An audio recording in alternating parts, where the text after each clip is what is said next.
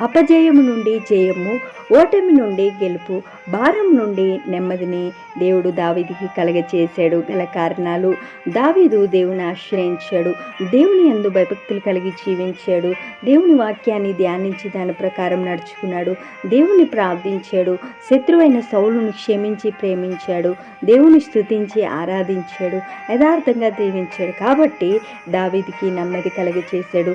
నా ప్రియ సహోదరి సహోదరుడా, శత్రువులను, యుద్ధములను, మరి బాధలను, శ్రమలను, అనారోగ్యములను, కుటుంబ పరిస్థితిని బట్టి అలసిపోయి నెమ్మది లేనటువంటి దావీదుకు సమాధానం కలగచేశాడు.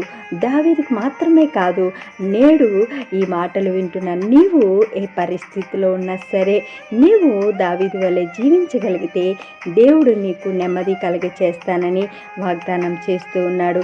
ఈ వాగ్దానం మీ జీవితంలో నెరవేరునుగాక. ఆమేన్.